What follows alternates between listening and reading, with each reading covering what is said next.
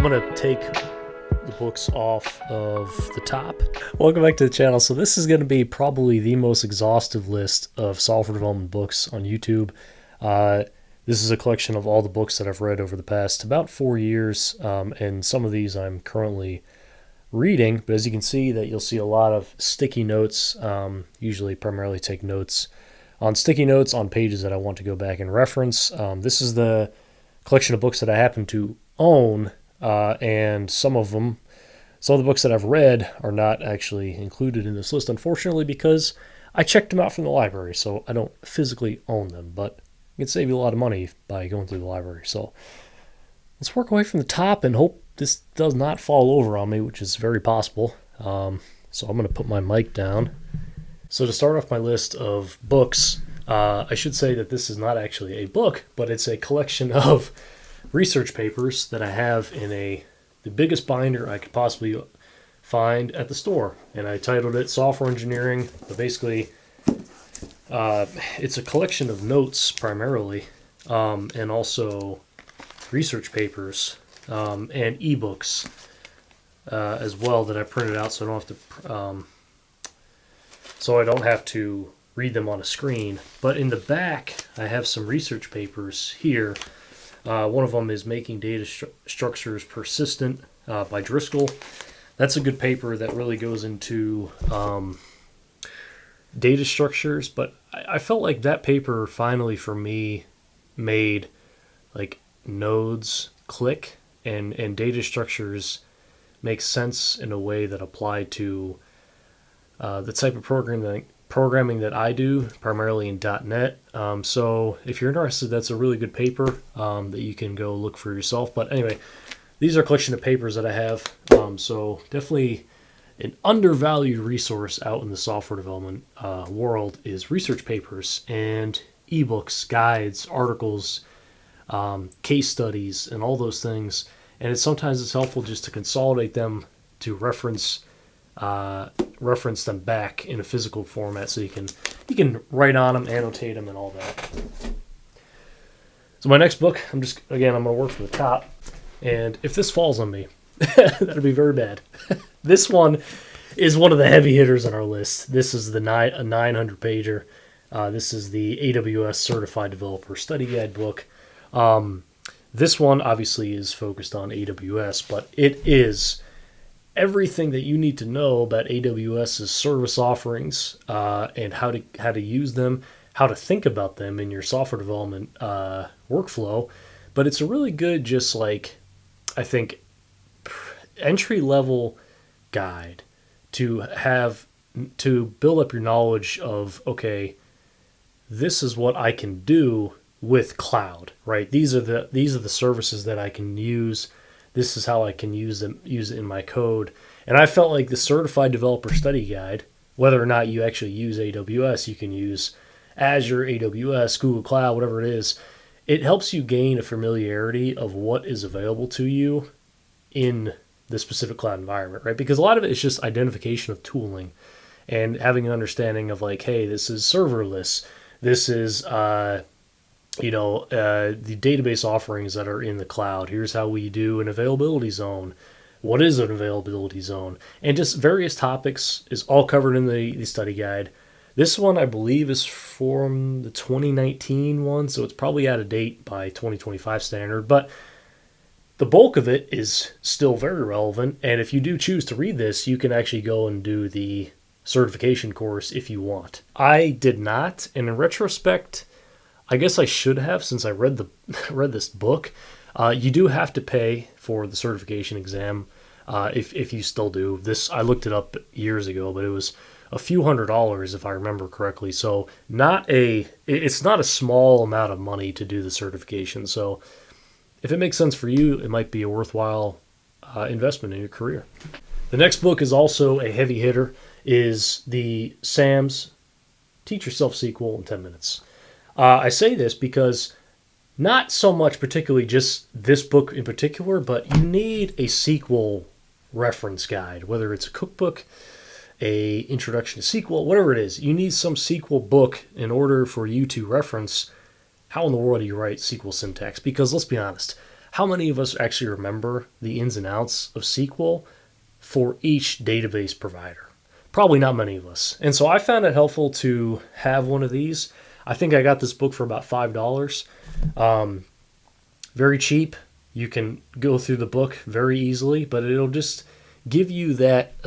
It's really a primer into SQL, but it'll really give you more confidence, I found, when you approach database problems. So I can't understate how important a book like that is in your collection. So get that one. And actually, just a note too, this is an old version. That's how I got it so cheap. You don't feel like you have to get the most up-to-date version for a SQL because the bulk of it doesn't change on average. So go a couple versions back, pick up a book for like $1 or $2 and just read it. And the investment, that you get from learning SQL, you could make thousands and thousands of dollars for something that you spent, $2 on, right? Because of the power that it brings for you as a developer. I'm saving all my heavy hitter books for the top. This one is phenomenal. It's called Acing the System Design Interview by Tan. Again, this is a Manning Publishing book.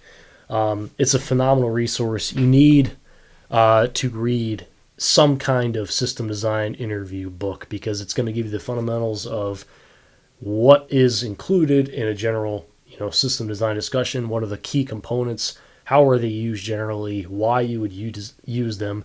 And it'll bring up topics like load balancers, when to use them, when to use caching, when to use, or the differences of vertical and horizontal scaling, all these things that get thrown around kind of flippantly. A book like this is going to break it down for you and give you use cases as to why you would want to use them.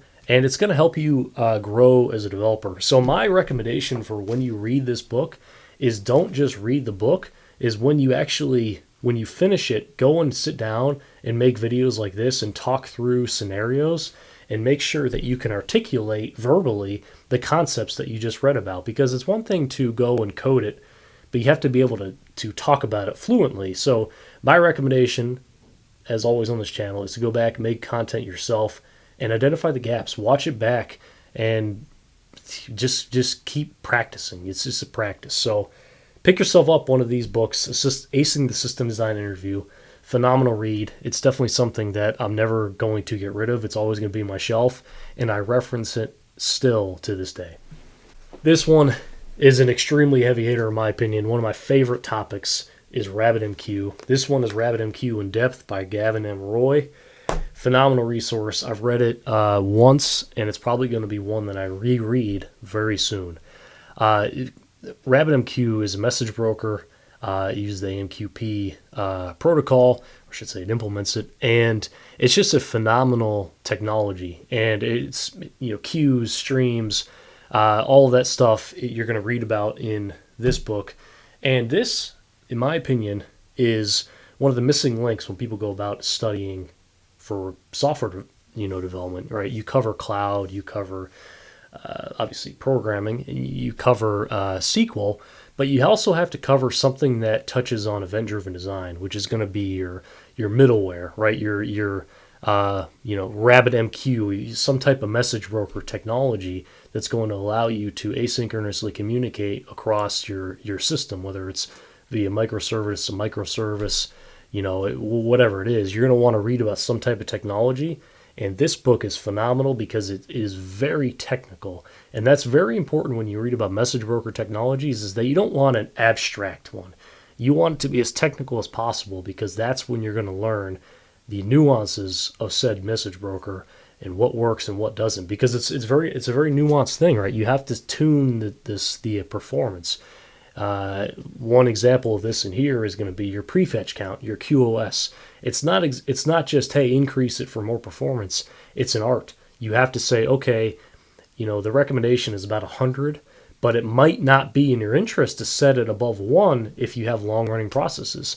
So that's the kind of conversations that you're going to be unlocked with this book, and it's phenomenal. I would highly recommend this or some type of equivalent technology, which we'll get into in a second. The next book also is a extremely heavy hitter book. Is called Web Scalability for Startup Engineers. This one is by Arter Esmont. Arter Esmont. I apologize if I'm mispronouncing the name. Very good.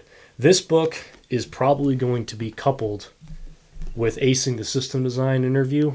So if you read both of these resources, you will be able to do very, very well in your system design interview, because it touches on, you're going to read about the components, but web scalability for startup engineers is going to delve more into the conversation of scalability, I found, but also technical details about like things like sharding and how it's affected, what factors affect it. It just, I feel like it takes the system design interview book and extends upon it in a way that's not commonly talked about. So if I was going to recommend a book today, I would probably recommend somebody read this. I've recommended this book on numerous occasions to people, and it's one book that I really need to reread because of how good it is.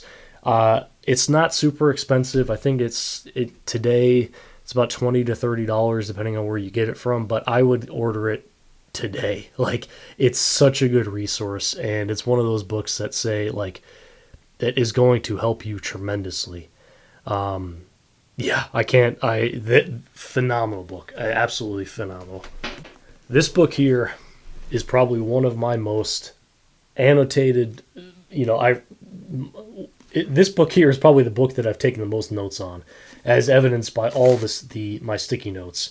This book is one of the earliest technical books I got on .NET, and it's Concurrency in .NET by Ricardo Terrell. This is one of the best, if not the best, .NET book I've ever read in my life. This book is so technical. It covers such important topics of how to write concurrent code in .NET that I need to reread this book like tomorrow. It is such a good resource. I've referenced this book so many times as a .NET developer that if somebody were to ask me what is the most important .NET book to read, I would say this book. It's such a phenomenal resource. I cannot stress enough how important this book is if you're a .NET developer. It's so technical. It's written with C# and it has examples in F# too, but it's written in a way where it kind of blends functional programming with your traditional object oriented. But for me, this book, whether I knew it or not, was really my window into functional programming, and it gives you like all the benefits of it. Like one thing I got from this book specifically is how to write pipelines in my code. And if you want to learn about that, I would just highly recommend reading this book. I should say this book is a large and dense read. It's not a quick read, but if you sit down for a month, you will guarantee to be a better .NET developer after a month. I mean, I just cannot stress enough to get this book. The next one's also very .NET specific. It's ASP.NET Core Security. This book is a very good resource. It goes into a lot of like examples of like cross-site scripting, cores, things that you really wouldn't even think of. And also it kind of goes into an interesting discussion about input sanitization, which I think is an under-talked about thing, right? And it goes into a lot of topics that I feel like we don't want to talk about, but need to, especially in 2025. So I would say that it's hard to find a good book on security because it's such a broad topic. This book, I have a fair amount of notes in it, and I'm looking at, it covers things like overposting, deserialization, data protection, hiding the server headers in your application, JWT, things like that. It's just standard security measures, but it gives it to you in .NET. So if you're a .NET developer, this is a pretty reasonable resource to pick up if you want to implement more security measures in your code here. Now I can actually sit down and reach the top. This one's GitHub Actions in Action. This one, I believe, came out this year. I was excited for the release of this because GitHub Actions are a phenomenal way to do deployment pipelines. This basically is just kind of like imagine documentation, but in a more like readable format is pretty much what it is. It goes into topics like the cost of slow build times and measuring, okay, based on how much my runner is running in GitHub, how much is that costing me? Because you have to pay for GitHub Actions, so you have to measure the cost and calculate that. So it kind of goes beyond like syntax and actually goes into like practical things like, hey, if I wrote my deployment pipeline and using GitHub Actions and I, wherever I deploy it, how long is that runner running? And have I taken the necessary steps in my action to not only secure, my tokens and everything like that, but am I making it, as effective as it can be? So really good book, especially if you do work with GitHub Actions. There's not a lot of books about GitHub Actions that are as up to date as this one. So I would check it out. It's a really good resource. I think it leans more towards the expensive side for books just because it is a little bit newer, but I would check it out. It's a really good resource. The next one I had to get because I had to compare it to .NET. What is it called? Concurrency in .NET. This one is C# concurrency by Nir Dubovsky. And I probably, again, apologies if I mispronounce the name, but this one is also a newer book. And the main reason I got this book is to compare it to concurrency in .NET. And after reading this book, I would still stick with concurrency in .NET over this book. But this was a fun read. Again, it goes into basically a lot of the same topics as concurrency in .NET does. It talks about a lot about tasks, a lot about the .NET Task Scheduler, a lot about how to run your code on new threads, parallel programming, all the stuff that you're going to talk about. But as you can see, this is way thinner than the other book. But I would still get the other book because it's such a good read. But yeah, I've read this one. This one's pretty good. Not as good as the other one, in my opinion, though. Okay, this one I literally just finished reading. This one is Microservices with RabbitMQ Ultimate. Ultimate Microservices. I don't know why they put the Ultimate on top. But as you can see, didn't take a lot of notes on this one. Honestly, I was a little disappointed with this one, to be honest. It was posed as a RabbitMQ specific microservice book, and I felt like it ended up being more of a here's a generic book about the general concepts of microservices and it happens to include a couple chapters about very introductory material to RabbitMQ. So I'd probably skip this one. This one's about $40 too, but I read it. Honestly, I would probably pass on this one, to be honest with you. It's okay, but I feel like it just does not get technical enough to justify the cost, unfortunately. Maybe in a couple years if the cost is reduced. But yeah, I'll probably pass on this one, to be honest. Next one, another RabbitMQ book, RabbitMQ in Action. The caveat to this one is an older book. I believe it came out around 2013, 2015, somewhere around there. RabbitMQ in Depth is a much newer book. So RabbitMQ in Action is a little bit dated. It still covers good material. But honestly, I'd probably pick up just RabbitMQ in Depth. But this is a very cheap book. I got it for a couple dollars on Amazon. And I think RabbitMQ in Depth too is very cheap. It's only a few bucks. So you may as well pick up both because you're probably going to spend $5 for each of them. So it just, again, more discussion about RabbitMQ. It pretty much covers everything RabbitMQ in Depth does. I'm looking through my notes. It goes into QoS values, shoveling, how to use the REST API to check queue count, things like that. So again, just general RabbitMQ stuff. So check it out. It's pretty cheap. All right, this one I read in school. This is kind of like imagine if like service-oriented architecture was written in a guide for like managers. It's kind of a very strange book. It's called Web Services, Service-Oriented Architectures and Cloud Computing, The Savvy Manager's Guide. It's very strange. I actually did it in like a service-oriented architecture class that I had, which is kind of a unique class in and of itself.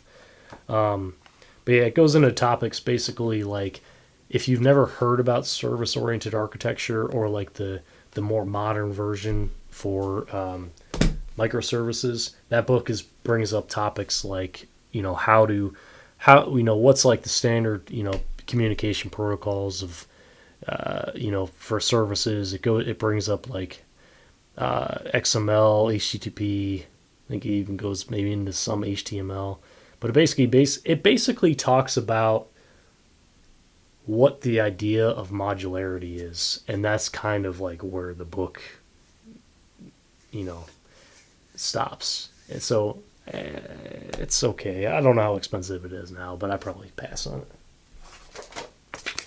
This one here, we're kind of in the same vein as RabbitMQ, but this one is Kafka. Kafka's a streaming technology.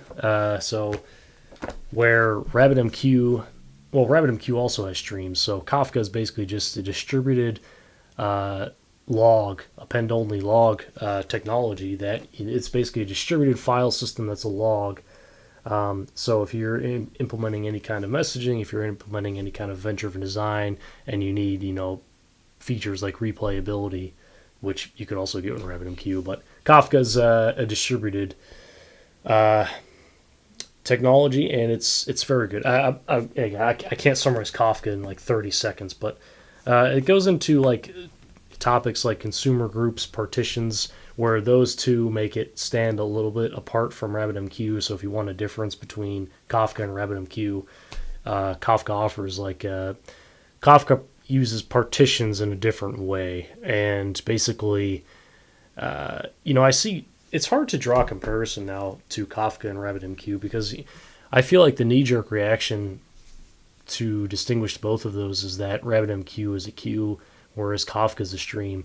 But that's just not accurate anymore because RabbitMQ has implemented their own stream protocol and offers a stream type queue, which can give you the same amount of functionality as Kafka can. Now, where Kafka deviates is like the extensibility of it in terms of like Kafka Connect, Debezium, things like that, where you can make it like, let's say you insert a record into your database, you can get that change and have it sent to a Kafka topic. So there's some slight variations, slight differences of use case between RabbitMQ and Kafka, but both are extremely performant. Kafka is a little bit more nuanced, I would say, in its setup. It doesn't offer out of the box like a UI like RabbitMQ does with their management UI. So again, Kafka in action, very good introduction to it. This book's pretty cheap. Like, I would check it out if you're interested in a different message broker technology distinct from RabbitMQ, but it's up to you. Kafka has very good documentation too. So, but honestly, I kind of like working with RabbitMQ a little bit more. This one here, it's a little bit old, ASP.NET Core 5 in React. Not really going to go into this one too much, just a pretty general tutorial book on .NET and React.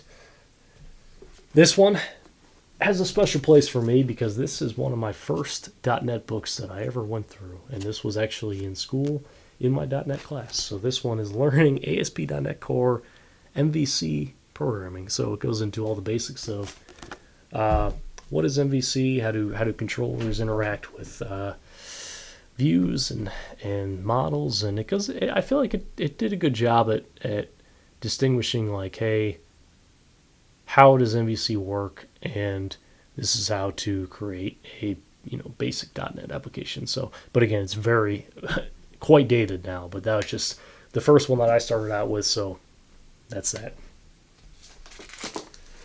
Building web APIs with ASP.NET Core. This one is very good for a very specific reason. This one is Building Web APIs with ASP.NET Core by Valerio de Sanctis.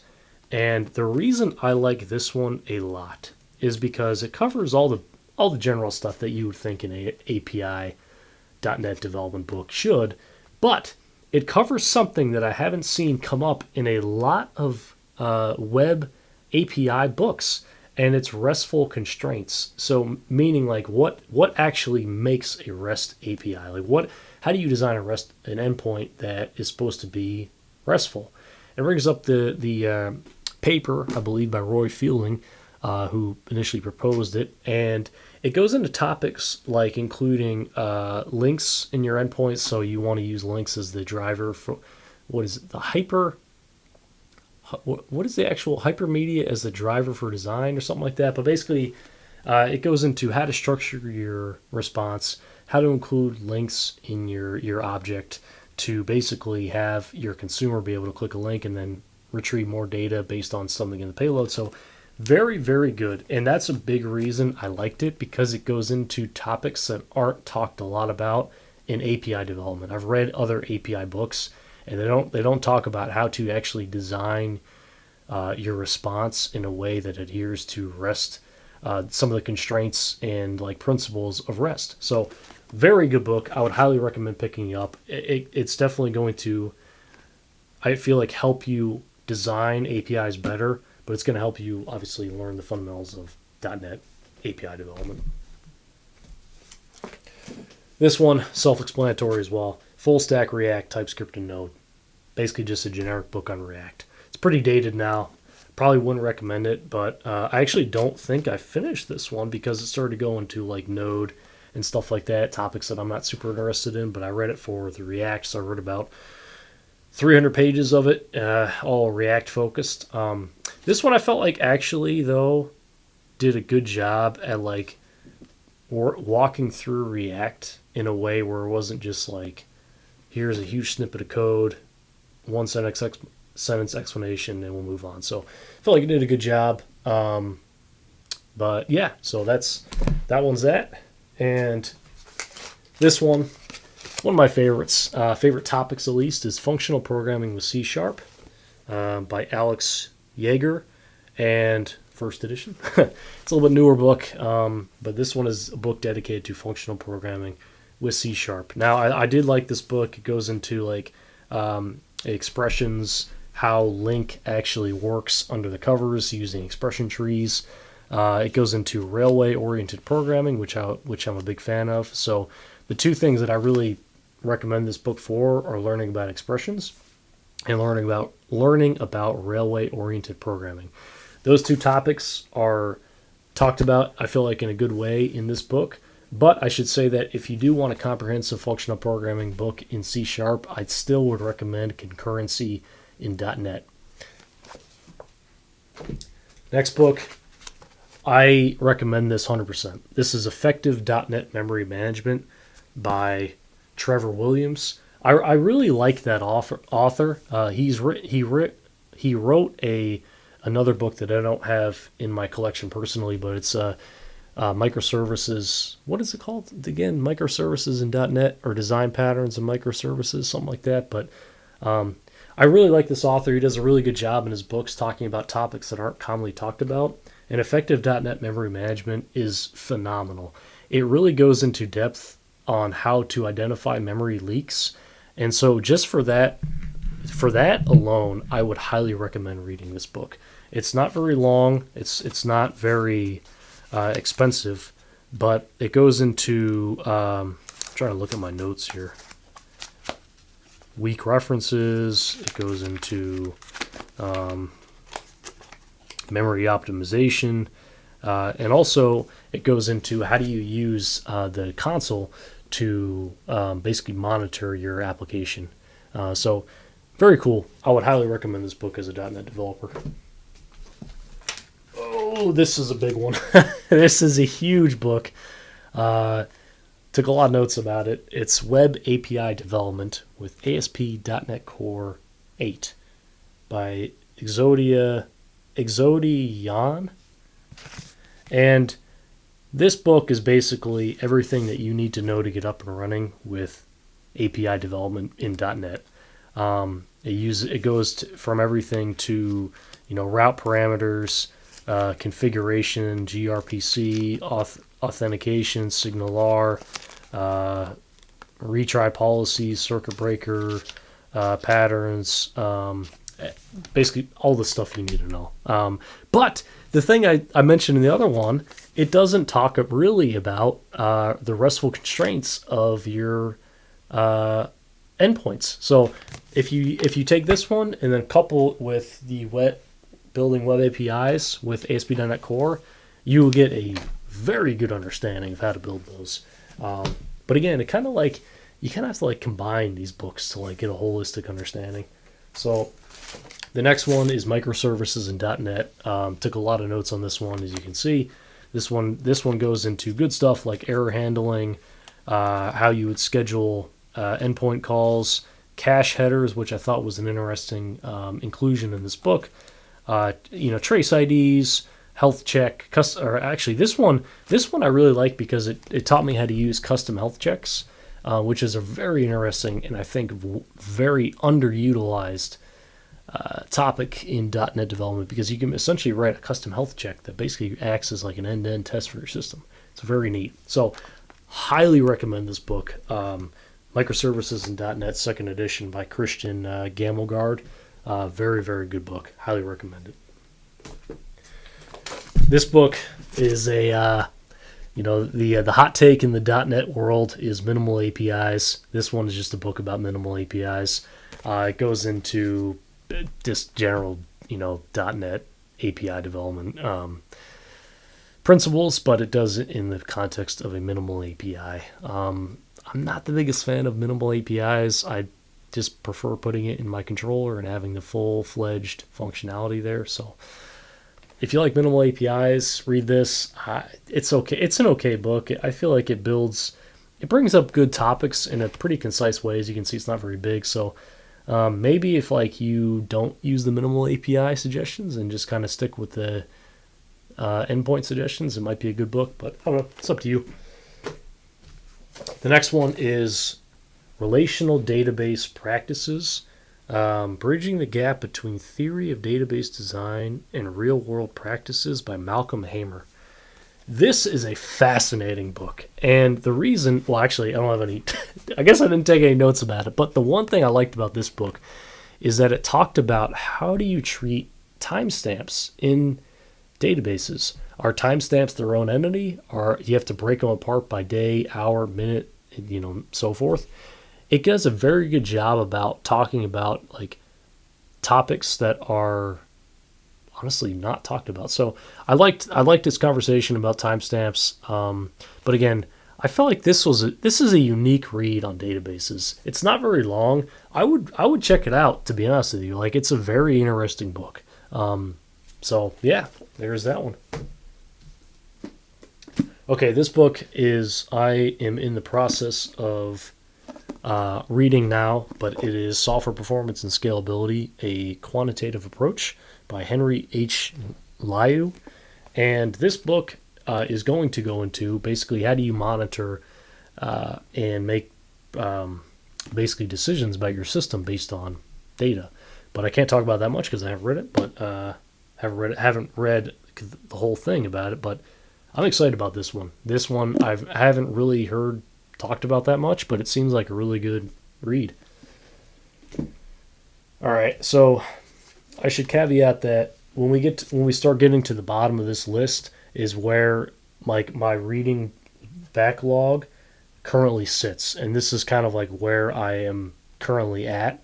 But I'm going to bring up these books and talk about the parts that I have read and basically just show them.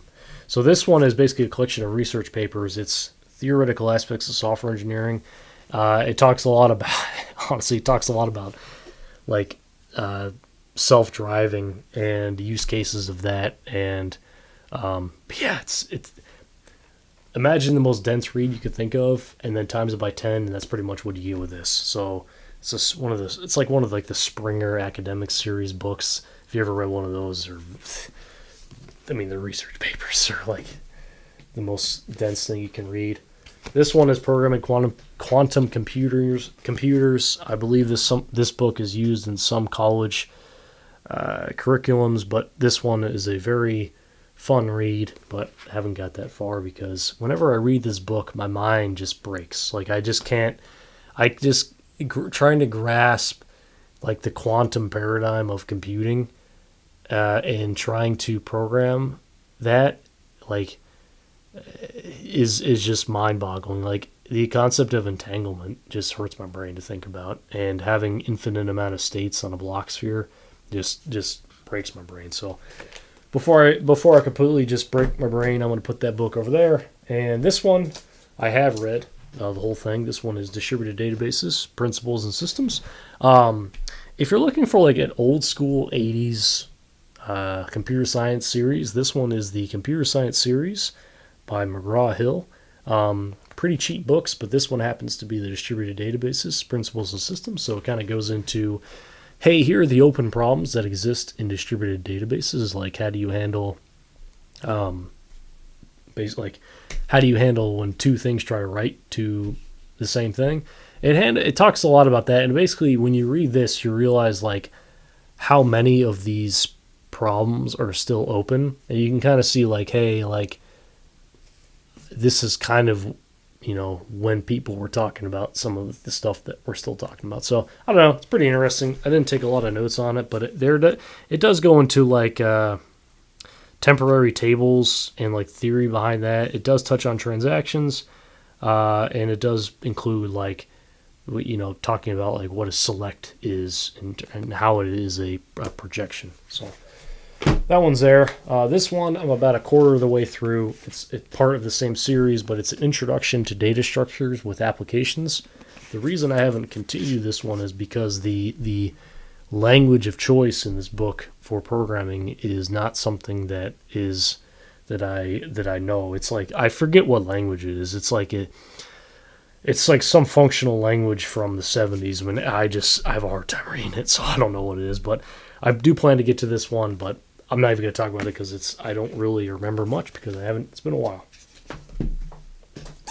This one, I haven't read a single, actually, no. I've read a couple pages of it, but I haven't read a lot of it. But yeah, this one is going to be apparently on domain-driven design with C# and .NET. My one thing I do want to say about design pattern books, sometimes they can be very dry, and sometimes they can be almost like too academic, almost to like a detriment, because they don't actually like, it doesn't give you any practical examples, and that can be problematic sometimes. The next one is the classic Gang of Four. Design patterns, elements of reusable object-oriented software. This one, I am about a quarter of the way through. This one is a very dry, very, very dry book, but I do want to finish this one. If you look up design patterns, you'll probably see a reference to this book. This is like the standard design pattern book talked about, right? This is where you're going to read about singletons, decorators, all that fun stuff. So this one is an old book, like for .NET, as far as .NET is concerned. I believe this is like 2004, right around there, but it goes into functional programming. I have mixed feelings about this because it's so old, but it's really cheap. So that's like, okay, there's another functional programming book for C#. I'll try it out, but I did take notes about it. I felt like it did a good job explaining currying, partial function application. I feel like it did a good job explaining that. Currying can be a very abstract concept depending on how it's talked about.